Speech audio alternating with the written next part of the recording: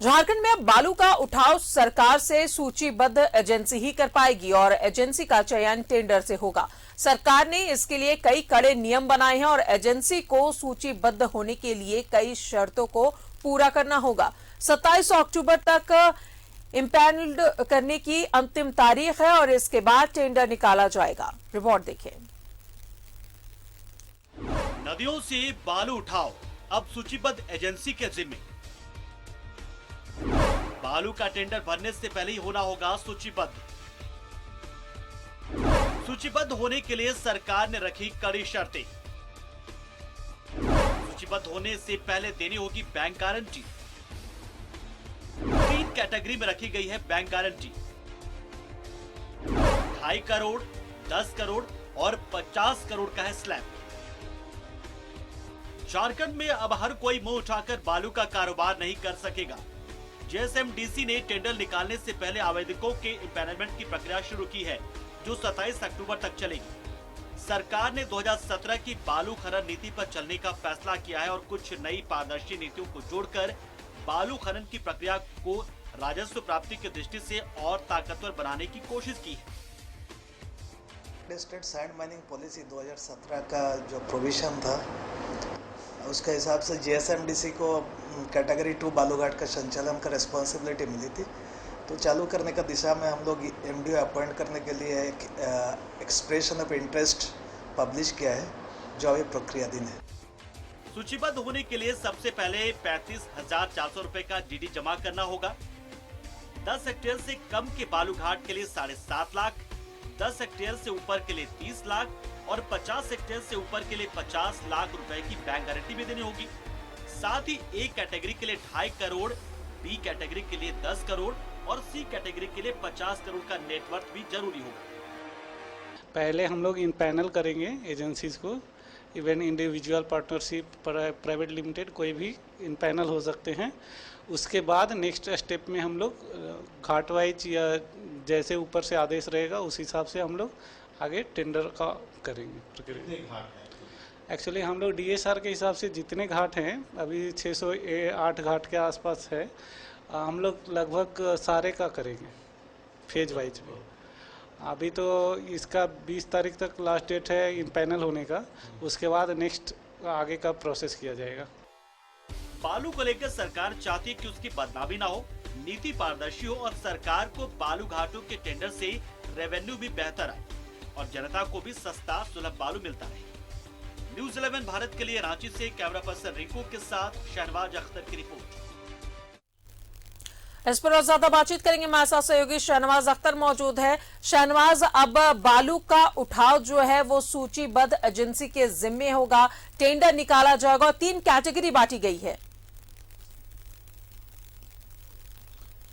देखिए, बालू एक ऐसा टॉपिक है झारखंड में जिसको लेकर के बहुत सारी बातें हो चुकी हैं।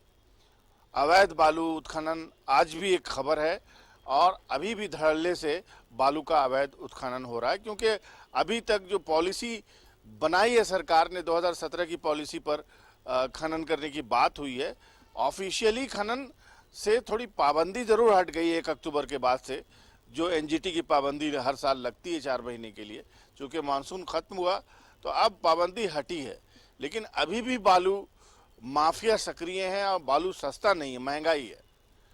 तो अब बालू के लिए सरकार ने एक नीति तय कर ली कि 2017 की नीति पे काम होगा और सबसे पहले उसमें ये हुआ है कि अब पहले अनुसूचित करना पड़ेगा, सूचीबद्ध होना पड़ेगा। पहले आपको बालू का कारोबार करने के लिए झारखंड में बालू का कारोबार तभी कर पाएंगे जब आप सूचीबद्ध होंगे, इम्पैनल्ड होंगे कंपनी में। और इम्पैनलमेंट की जो शर्तें हैं वो थोड़ी कड़ी हैं और दूसरे कॉन्ट्रैक्ट्स की तरह हैं, और उसमें शर्त में बैंक गारंटी भी शामिल कर लिया गया है उसको, जो पहले शायद नहीं था। तो ये सारी चीज़ें उसमें दूसरे राज्यों में जो पॉलिसी अपनाई गई है, क्योंकि सरकार को बालू की सूरत में रेवेन्यू भी बहुत ज़बरदस्त सरकार का सोर्स है बालू में, तो इसलिए सरकार ने अपने इसमें रेवेन्यू मॉडल को उसमें जोड़ा है।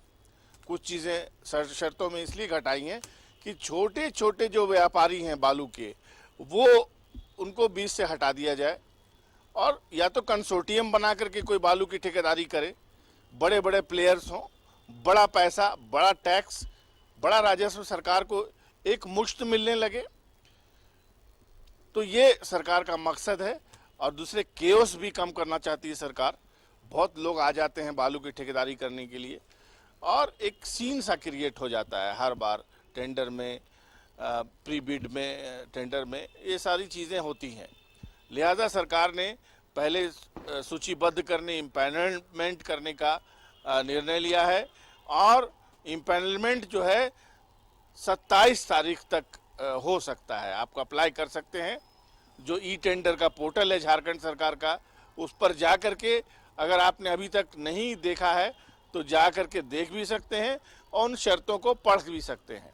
उसके बाद अगर आप चाहते हैं कि झारखंड सरकार के बालू घाटों का टेंडर आप लें तो फिर आपको उसके लिए साउंड होना पड़ेगा, आपके पास एक्सपीरियंस होना पड़ेगा। 5 साल के आपको घाट के टेंडर में पार्टिसिपेट करने और खनन करके सरकार या निजी एजेंसी को सप्लाई करने का आपके पास प्रमाण पत्र होना चाहिए।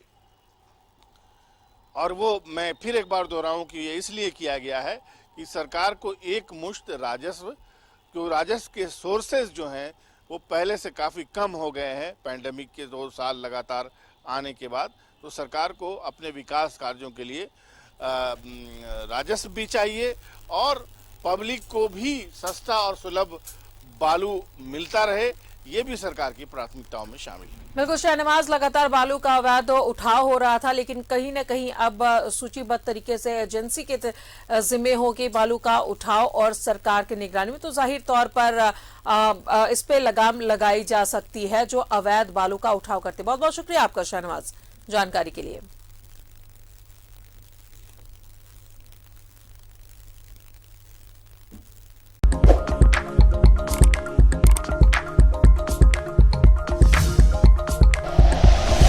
Like and share videos, subscribe करें हमारा चैनल और प्रेस करें बेल आइकॉन। न्यूज़ 11 भारत, सच है तो दिखेगा।